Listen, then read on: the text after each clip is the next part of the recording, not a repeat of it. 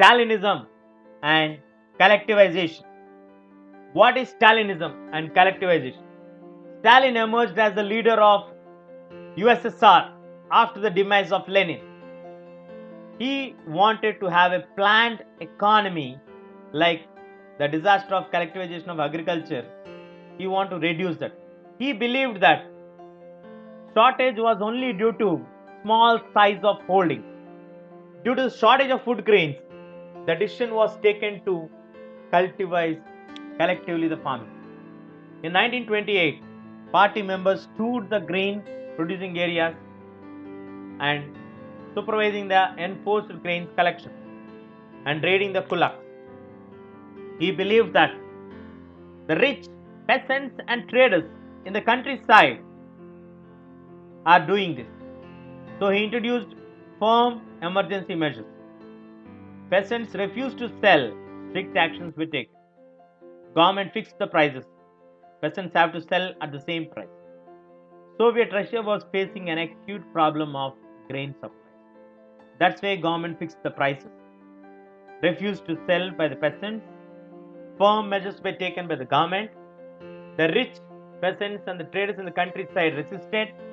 In 1928, party members toured the grain producing areas, supervised the enforced grains collections and raid the kulaks. In this way, he wanted to reduce the shortage of grains and continuous supply of grains. But is Lenin successful in this, or is Stalin successful in this? Lenin was successful, but Stalin has to face little bit of resistance from the common. In 1939, there are over 2 million people who were as prisoners in the labor camps.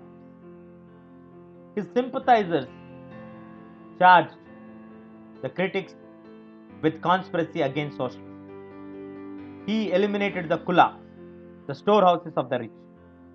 Party forced all peasants to cultivate in collective farms. Peasants worked on the lands and the kolkhoz's profits were shared. Collective farming. Enraged peasants resisted. The authorities destroyed their livestock. Many were deported or exiled. Some independent cultivation existed, but such cultivators are treated unsympathetically. Production did not increase. In fact, of all these measures taken, due to the bad harvest in 1930, 1933, led to the most devastating famine in Soviet history, when over 4 million people died. There were severe criticisms about the confusion of collectivism of Stalin. His sympathizers were charged the critics for saying that it's a conspiracy against socialism, and nearly 2 million people were tortured and killed in the labor camps by 1939. What happened? Global influence of the Russian Revolution and USSR. The possibility of the workers' state fired people's imaginations across the world. A backward country became a great power. Many non-Russians from outside USSR participated in the conferences of people of the East in 1920. The Bolshevik founded Comintern. The USSR had given socialism a global face and a world stage.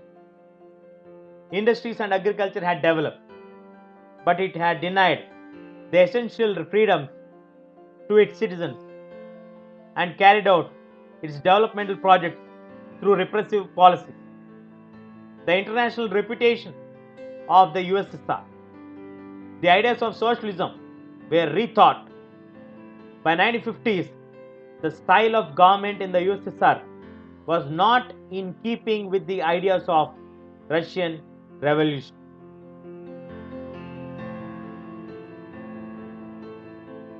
This is the global influence of Russian Revolution and USSR.